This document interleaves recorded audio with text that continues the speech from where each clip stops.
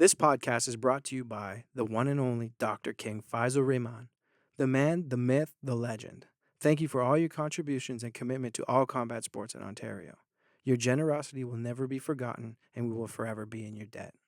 I'd like to take this opportunity to thank my sponsor, Rycor Countertops. They deal in custom countertops in quartz, Corian, Meganite, laminate, and butcher block. They also have custom kitchen cabinetry, closets, laundry rooms, and millwork. They're family owned and operated for 18 years, knowledgeable and highly experienced staff, and friendly customer service. Head on over to 1069 Clark Road. Check out their showroom today. Okay, welcome to Studio 88. I'm here with my good friend, Gino Ghalehpardaz. Hey, how are you? Good, I'm glad you're here. We, just as we're getting started here, we just finished watching the Kyle Prepolek fight. And it was a rough go. Yeah, it was just tough outing. Man, he did really well. Yeah, he did super he well. did well. It's just how it goes sometimes. My stomach was turning the whole time. Yeah, because he deserves it. But anyways, enough about Kyle. Back to you. So, you got a fight coming up September 28th. Yes, sir. But let's do a quick rewind. Where did Gino come from? What is Galparez anyways? I need to know. My background, my parents are from Iran, Okay. and they immigrated here, and I was born in London, Ontario in 1991. So you're Iranian. yeah. I had no yeah, idea. yeah. We all lost. We all took bets. We were like, what is it? We were guessing all these things. But I've never known. I get a lot of Italian, Portuguese, and stuff And like how that. old are you? But I'm 28. Oh, shit, eh? Yeah. Wow. So, run us back. How did this... What got you into combat sports? I did karate as a kid for a little bit, and it was okay. I enjoyed it.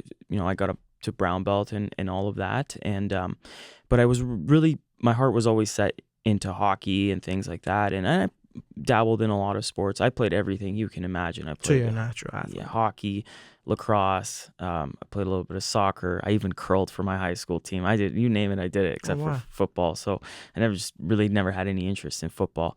More than anything, I kind of knew what the UFC was, but I didn't know a whole lot about it. I knew the only name I could tell you was Chuck Liddell at the time. I didn't know a whole lot. And when was this? This was when I was early high school, like 2005, 6. I didn't know a whole lot. I had a buddy, shout out to Juan Ramirez, who actually had started training at Adrenaline. And I remember one time he brought his MMA gloves to school. I don't know why, but he did. And he pulled them out one time, and I was like, man, that's really cool, right? That'd be cool. I'd like to do that one day. And he kind of laughed me off, like kind of smirked at me. And it was kind of the end of that. And he and I had kind of not really grown up together, but we knew each other for a little bit, but we weren't that close. So, sure enough, a couple years go by. I kind of started falling out of love with hockey and everything. And I didn't really know what I wanted to do. And, truthfully, I was kind of in a pretty shitty spot in my life. I didn't really fit in anywhere. I didn't really know what I wanted to do in my life. I just kind of was depressed all the time. But on a whim, I remember UFC 100 came up, and on a whim, me and my buddy were like, yeah, maybe we should have some people over and watch it. And we did. I remember the first fight, we just watched the pay-per-view. So the first fight was Alan Belcher and Akiyama, and it was okay. It was actually a great fight, but I didn't really care. I never had an emotional investment in it. The next fight was Dan Henderson and Michael Bisping, and I had kind of seen some stuff, on TV about it, and that kind of piqued my interest a little bit. And then as they were fighting, and I really wanted Dan Henderson to win. When he hit him with the knockout shot, my life changed. Like everything around me just zeroed in. I couldn't hear anybody, tunnel vision. Right at that moment, that snap, it just changed my life. I was like, man, I want to do this. I could do this. This could help change my life. I started looking up more about it. It was a few months later that I really got going. But I just started I was, like I said, I was always depressed and kind of angry all the time, and I just was in a dark place. I just started cleaning up my act. I would go start running. I would just do whatever I can, learn more. I finally convinced my friend Juan, who's one of my best friends till this day now, to take me to Adrenaline. And he said, fine, let's do it. He's like, but I'm telling you, it was hard. And I remember the first class we did was a boxing class with Fitz the Whip Vanderpool way back when. And I did that, and I believe it was a grappling class right after. And it just I was just I was in love. My friend was super impressed. He's like, man, I can't believe you stuck around and did the whole thing. You didn't gas out at all, really. Like, you were okay.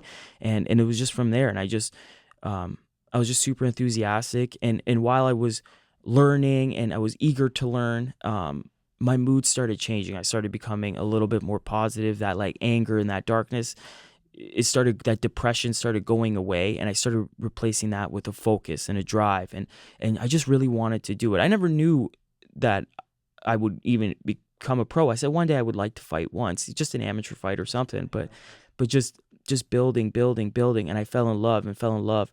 My biggest thing was, if I was even going to fight amateur, I wanted to be ready. And we kept doing it. And maybe it took a little bit longer, just because I had university and things come in the way. But eventually I got in there, and I kept that promise that I was going to do it. So Yeah, that's what I admire about you. You're very driven. I remember specifically after one fight, it was actually with Calvin Caron. It was a kickboxing match, and you came backstage and you'd won the fight, and it was a great fight, a great performance on your end. And when you came backstage, you taking off the gloves and you were completely disappointed. You were like, I was watching you, you were like, oh man, I need to do better. I need to do, like, you were so focused on not the good things that you did in the fight, but more, what can you do to make yourself better? Yeah. And when I saw that in you, I was like, wow, this is somebody who is constantly looking for improvement. Oh yeah. Always looking to get better, and you don't ever seem satisfied. And I can see that in you, and I like that, because it's like, you're never satisfied. I got to do more. I got to work harder. I got to do better, do faster. And those guys that do that are the ones that, go far in the sport.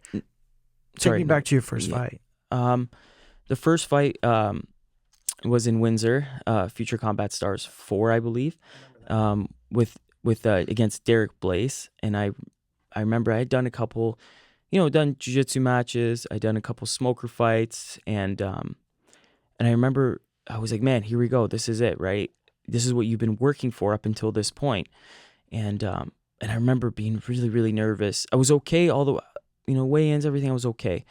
And then we were walking. I started getting super nervous, and I remember started kind of tiptoeing. And then I remember Mark's in my ears, let's go, right? And I was like, and then I kind of started getting faster and faster in that walk. And I remember as I'm going, he's getting taller and taller and taller, and I was like, oh my God, he's 6 feet tall, 145 pounds, and the plan was, the fight went exactly what we wanted to do, which was to take him down, because the little bit that I did know about him is he was, he liked Muay Thai. It's kind of more of his background. So I remember all my anxieties I was like, I need to make sure everything is right. Even to the point where we were touching gloves, I stuck my hand out as long as I could, because I was afraid that he was just going to clock me with one. Oh yeah.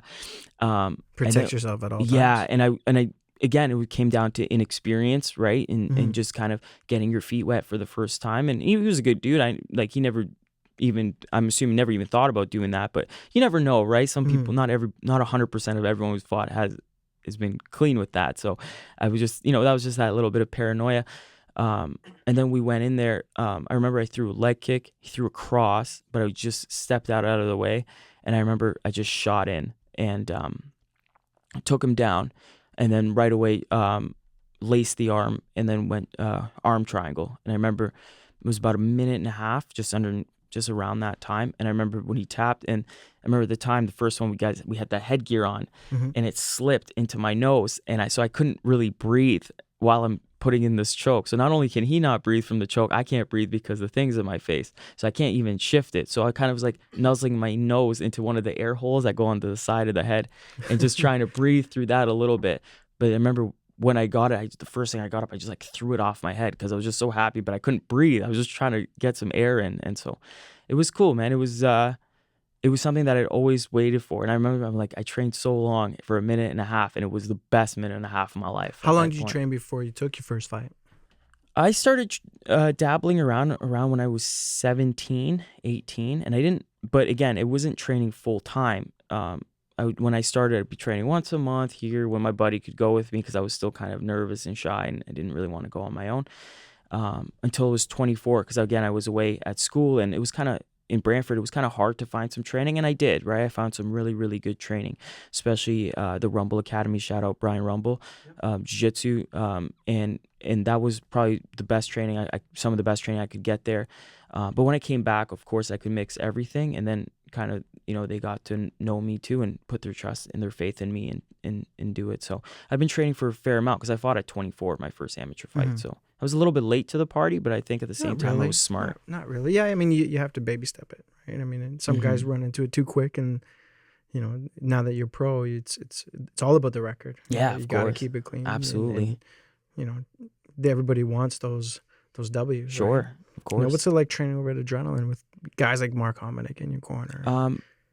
Is that what? a lot of pressure, or does that make things easier because they have so much experience? Do you know what? It's not pressure. It's, I strive to make him proud. You know what I mean? To make, so that he says you did a good job. That for me is a big deal because I looked up to Mark when I remember watching him at UFC, all the UFCs leading up. So to one day, have him in my corner, it's a huge honor. All my coaches, like, not just Mark, and Mark is huge in my life. Chad Laprise is huge in my life. Jesse Goff, shout out Jesse Goff, our jiu-jitsu black belt. He, they're all positive influences in my life.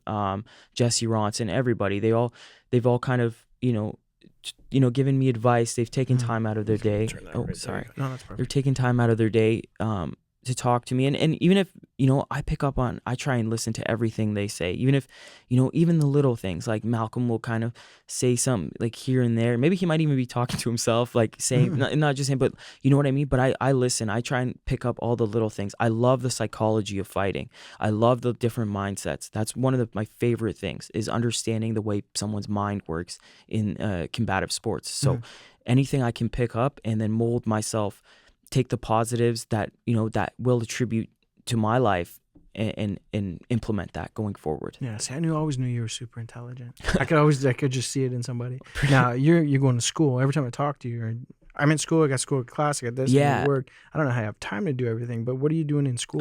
Well, I initially went to University Laurier in Brantford, and I technically triple majored because they force you to take a major, but I double majored in journalism and criminology, honors journalism and criminology.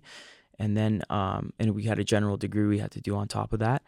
I kind of struggled to find work. And so I actually, the one job I was working at, I found my true passion, which was web development. So now I'm in there, interactive media design at Fanshawe. So there's a bit of web development, there's a bit of a design program there. And I really, really like it. That's kind of one thing that I would like to do while competing and then in my life after I'm done. So the competing for you is more like a leisure challenge thing to just not at to all. keep No, you this is I grounded, want or? to not at all at this. I want to see how far I can go. You know That what I makes mean? me good, happy to hear. I'm not trying to be an also-ran, right? If I am, then I'm going to move on in my life and do something else. But this is my passion. This is my number one passion. This is all I really think about. But I do think about something on the side. And the nice thing about what I do, and I can do that from home. I can do that remotely. I can, my schedule is usually pretty flexible in that sense. And I'm always trying to think a couple steps ahead. You know what I mean? I find a lot of people say you fight the best when you have no other options. It works for some people. It doesn't work for me. I like knowing that at the end of the day, I have something to fall back on, so I could put my whole heart into competing the time it comes. Yeah, sometimes things get in the way, but I always make it work. Yeah, you're very disciplined. Yeah. No, that's cool. The I gotta ask you, man, the heel. Where did the heel come from? And it's completely, I never even realized that until after one of your fights. Because sometimes I miss the fights at the events. I don't get to see the full thing. And then I'll hear the interview after. And then you turn into a heel. Which is kind of funny because it seems kind of completely out of character for you. But how did that happen? Well, Was that Woodrow James's fault? No. Just kidding. To be honest, it came from a place of anger initially. There's a few moments, I guess, that in my life I've come up to it. I took a lot of, when I first started, kind of people, when I first started training, people were kind of like, man, you can't do this. This isn't for you, right? You're just kind of getting started, right? And I wanted to do it, right? And it used to really put me down. Like I said, I used to have a really hard time in school. I never really I got along with people, but I didn't really fit in that mold. And it was just like a lot of doubt and, like I said, maybe a little bit of self-loathing at the time. And then when I started fighting, I found a lot of the times guys were kind of writing me off a little bit and stuff, and that used to really bother me. It really it's one of those things I've never really shaken off, and I think maybe that's why I get so competitive. And I remember I fought Leo, and Leo and I, that was really important for me. It was a great fight. Yeah, it was really important for me because we'd known each other for a long time. And funny thing, he was my first day sparring at Adrenaline, he was my first sparring partner I ever had, and he beat the shit out of me. And I remember that went into my head. I never forgot that. And I remember people were like, oh my God, he's gonna fight Leo, like people that we knew, right? It was the first time, and I was like, man, I can't lose this fight. Was Leo your second fight? Second MMA fight? Or third. Who was your second? Archer, Chris Archer. Okay, sorry, go on. Yeah, and I remember it, and I really wanted it. I to this day, all the fights I've had, I guess now would be different because going pro, but every amateur fight, every smoker fight I ever had, that was still to this day is my most important one. The one I kind of considered my defining moment for me. Because he beat you up at first. Yeah, and just everything in the background. Like we'd gone to school together. We had, you know what I mean? We had a lot of background, like kind of a back thing. And I knew I felt like he was underestimating me. Like I said, it just goes on. And when I won the fight, it was a huge relief. But then his team, who was perched up at the top, some of them kind of douchebags, and they had the little that flea guy, they all started screaming at me. And they're like, F you, you didn't win, you lost. And they're yelling so loud that if you go and look and watch you can hear it. You can't actually hear me really say anything into the mic. And I remember getting really, at first I was like, no, like, well, we're cool, right? And I remember I was like, fuck this. And I remember and it cuts off in the video. And as I'm walking away from Mr. Throwdown, I walk back to him. I said, forget it. I'm not going to let this go. And I grabbed the mic I just pulled the mic out of his hand, and I go, hey, all of you, remember one thing. What did I say? It was the golden rule is the man with the gold rules. The man with the gold is the guy who wins, and I just won. And I just walked out. Mic drop. And I just gave him the mic back.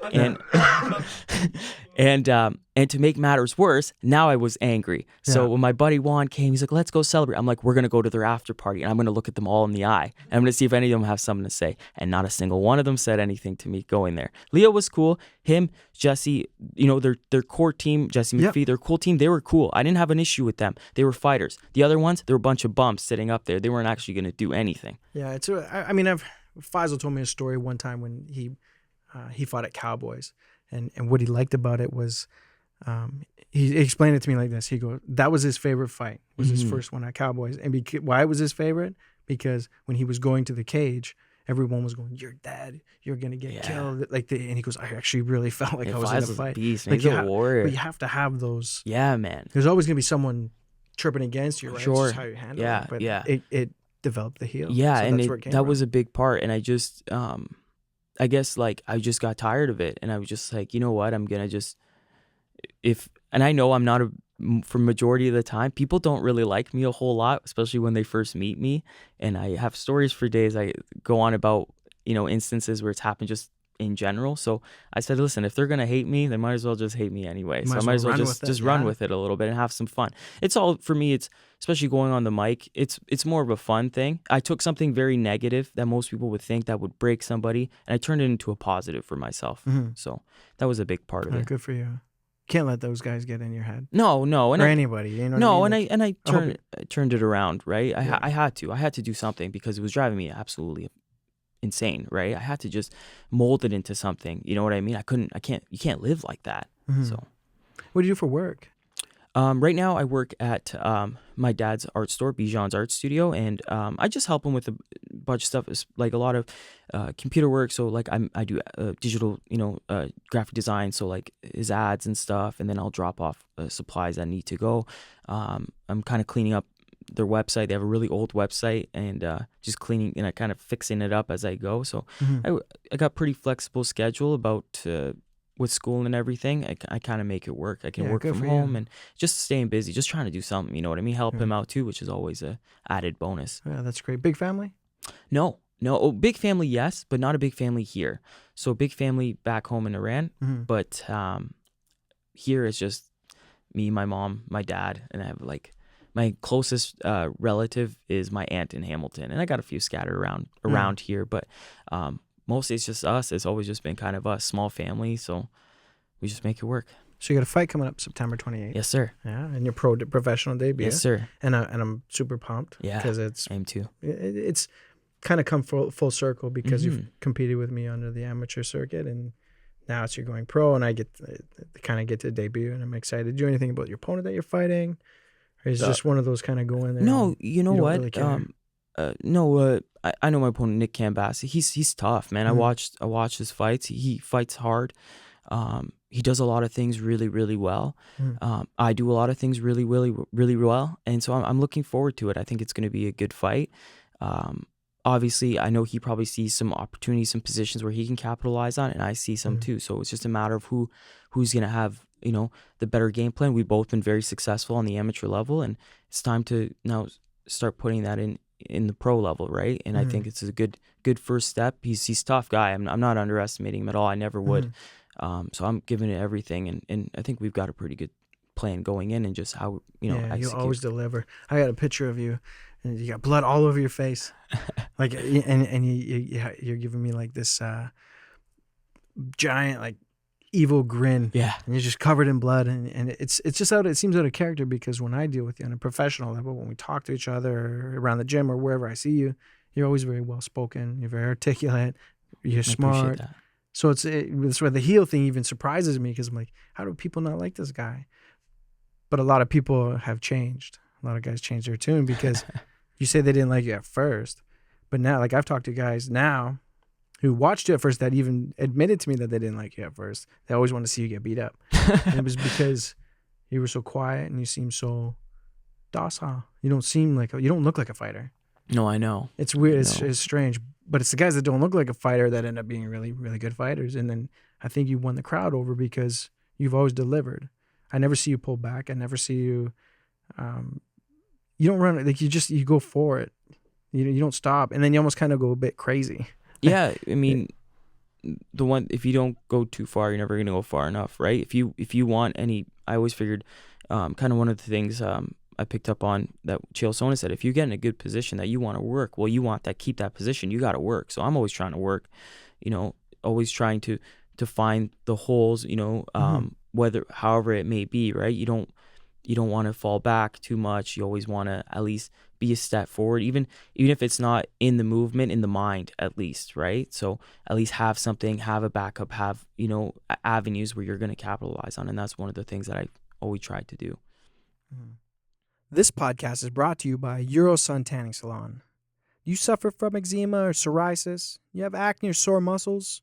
Head on in today and visit the tanning beds. They got regular and mega stand-up beds. Get that beautifully tan look that you're looking for. They also offer natural Mystic Spray Tan. You can also purchase premium products such as Australian Gold, California Tan, Designer Skin, and Swedish Beauty. There's many different packages to choose from, 6-session package or a 30-day pass, even single sessions. Sign up today in your membership and get $70 worth of product. They're located across from Masonville Mall in the Wendy's Plaza at 60 North Centre Road, London, Ontario. Visit Sun Tanning today. Now, I just want to touch base a little bit on your jiu-jitsu because I know you're ranked. Mm-hmm. Who did you jiu-jitsu BJJ with? I can't even say jiu-jitsu fast. Just at Adrenaline, so we have a really, really good jiu-jitsu program, and it's growing. It's growing exponentially. We had Professor Rowan Cunningham was running it, and now we have Professor. I love his mustache. Yeah, he cool. looks great. And it was going. And now we have Professor Jesse Goff running it, and he does an incredible program, and it's getting really, really big, and guys are getting really, really good. Guys and girls, we've got a good mix. I know we get classes 35, 40 deep. They've had to expand the jiu-jitsu area just to kind of fit everybody in. Everyone's kind of toppling into each other. So It's really good. It's really good. Like a lot of his stuff is very technical, but it's practical too. So in MMA, like I find I can use a lot of his stuff and make it work. And What's your rank? I just got my brown belt. Oh, congratulations! Thank That's you. good stuff. Yeah, brown. Yeah. Wow, it's a long time. How long did it take you to get your brown belt? About, I would say 8 years or so. Like it took a long time, but you know what? Every step was worth it. It's crazy for me, really, more than I remember getting my first 3 stripes on my white belt. So what do you prefer, jiu-jitsu or striking when when it comes to fights? Because I've seen you do like both and be exceptional I don't at both. But tell you the truth, I don't have a preference. Yeah, you sling leather every time I see you. It just depends on the guy I'm fighting. If he's more of a grappler, we'll strike. You know what I mean? I'm trying to fight smart, but like just depends. If he's more of a striker, we'll mix it up. If he's a mix of both, we'll mix it up too. Like I'm not afraid to go anywhere. I train with Mark in my striking, and if Mark has put his faith in me that I've got it, then I've got it, and I feel confident too. So I'm genuinely serious. I don't have a preference. I just like to fight. So yeah, so well rounded. You must have quite the blessing having Malcolm Gordon, Canada's top flyweight, as a training partner, right? Since you're a flyweight. Yeah, and it's cool. Look at that smile. Not only is it's not only is it really cool. It's lately he and I have been doing a lot of rounds together. Especially he's been facing a lot of southpaws lately. So he has a fight coming up too soon. Yeah. So that's great for both of you. Yeah. So again, working with him and just even more, not just working with him, but just listening to him, just like kind of picking his brain about stuff. It's nice to have goes a long way. Canada's number 1 ranked guy. Yeah, you know what? It doesn't hurt. It doesn't hurt at all. Yeah. It's cool. It's a blessing. It's all a blessing. You know what I mean? I don't. It's cool. It's really nice. Yeah. Toughest fight to date? I would say Cody for sure. Yeah, I think he's goes without tough, saying. Man, it was so much fun. It was so much fun, and it was a battle. And what was it about him that was tough? He's strong. He's just strong. He's strong, and he wants to go, right? He's competitive, and I like that. He felt really, really strong in there. I felt I was probably a little bit small, like realistically at 45, just because I'm well below. You know what I mean? I can go a lot below that now, but we agreed to 45. We fought at 45, and that's it. He's a big 45. Yeah, and you know what I mean. But he made the weight, and so there's we were the same weight in some shape, way, or form. Whether his is more muscle, mine was maybe not so much. You know what I mean? So, but no, he was tough. He hits hard. He's a good wrestler. He was. We just went at it. You know what I mean? I remember. For people that aren't listening, what's Cody's last name? Is it Kovanchek? Yeah, Chivanchek. Yeah, Chivanchek. Yeah, he's a shout out to Cody. Yeah, man, he's moved down to Welland now, I think, and he's with Niagara top team or Evolve. Evolve or somewhere down there. Yeah, but he's always good working. Too. I like to see him back in the mix too. It'd be really cool. So you fought Blaze, Leo, Cody. Is that all your MMA fights? And Chris Archer. Oh yeah, you said that. And what was the outcome of that fight? We won by TKO. On just ground and pound TKO. So 3-1 amateur MMA. Yeah. Yeah. Favorite venue to fight in? I think Cowboys. Everybody says that. Cowboys was fun. Funny. Cowboys was a lot of fun. Because Cowboys, it was small. There were so many people in really, really tight, really compacted. Everybody tells me that. Yeah. It was fun. It was intimate. It was kind of cool. It was really because you have like the balcony just above. Yeah. But it was really, really close, really in tight. And it felt like a barroom brawl, but with a cage on the dance floor. We did a lot of the cage pretty much just fit on that dance floor. It was the judges. Some of them couldn't have a table; they can only have a stand, like a stool or whatever. Yeah. So it was like squeezed and it was tight. Yeah. But that was a lot of fun. I liked that. 1,000 people in there. One of your kickboxing bouts, I believe, was in a bar too. Am I right? Yeah, it was the Sarnia one. Oh yeah, me and Jamie have watched the video of that numerous times. Yeah. No, the Sarnia one was fun too. Who'd you fight on that one? I fought Dylan Hayes from Joslins. Oh yeah, that's right. Yeah, he's got a good stable of guys too. Yeah. And you fought Liam Gallagher. I did on the other kickboxing show, which was the other charity event. Was that charity? Was the February one? Yeah, that was a charity event as well. That was right after. So this is the second time you're fighting for the charity, but now it's as a professional. Yeah. No, it's it's exciting. Cool. Ticket sales are going really, really good. Everybody's gearing up for the big fights. We're 2 weeks out. You want to shout out to any sponsors or? Yeah. My sponsor right now, and I really appreciate them, is True North Moving. They've been around since 2013. They're really humble, down to earth. They're the only 5-star reviewed on Google, consistent reviewed that you will find, and that's because they do a fantastic job, and that's with over 40 reviewers. And I know when people usually review when they're unhappy, so if they're that happy, they're doing something right. What's the name of it again? True North Movers. True North Movers. And I just really appreciate that they put their faith in me and all of that. So anyway, I can push them. They're a fantastic company, and not only do they just move your stuff from point A to point B, they'll help you. They'll put it back exactly where you want it. They'll take care of your stuff. They do it promptly. I saw them move a piano, perfect, clean. They do a great job. So it's excellent. They're an excellent company. They're excellent service. Well, and where can we find you? Is that all for sponsors? That's the only one I got. We need more sponsors for Gino. Just a shout out to anybody online that wants to sponsor this young gentleman. Let me see what I can do, because I have a couple of friends that would probably be interested in sponsors. I didn't know that you didn't have sponsors. No, this one just came in late too. I never. Okay, let me see if I can help. That'd be great. I really appreciate that. Every little bit helps. Yeah, right? Of course. Yeah, 100%. Where can we find you on social media? On Instagram, Gino Gal, GinoGhal. On Facebook, it's just my name, but I don't have a fighter profile. It's just you should get one. Just going on Instagram. Maybe someday. You should get one. I think it helps. Yeah, maybe upload, someday. keep updates. We'll separate the professional from your we'll personal, right? We'll do baby steps. We'll start with as we go further and further. Maybe I'll do more. So I love it. If people want to buy your personal tickets, sit in your section, where would they get tickets? Just find me. I'm usually at Adrenaline all half the day, so you'll be able to find me there anytime. Just I'm running out of them, so you got to hurry up. So you got a lot coming in, so it's getting really cool. People are really excited for the show in general, and that's a big part of you and Woody guys doing a great job. Yeah, but really Faisal, man. Yeah, Faisal's of course, it goes without saying.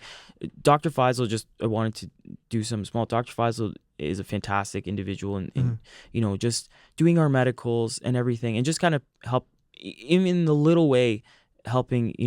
This cause is way greater than, and it's a tougher battle for some people than any one of us are battling. So he's definitely earned his angel wings. Yeah, 100%. Over and over. He's got some to spare. Yeah, for sure. Well, Gino, thank you for coming on, man. Thank you for having me. I wish I could have you a bit longer, but we got tied up with the fight. No, it's all good. I appreciate it. Thank you. And September 28th, catch Gino fighting Nick Cambasis at the Western Fair District. Tickets online, ticketwindow.ca, or can hit up Gino. And anyone interested in sponsoring Gino, holler at me, and I'll put you in touch. Awesome. Thank you. Thank you. Cool.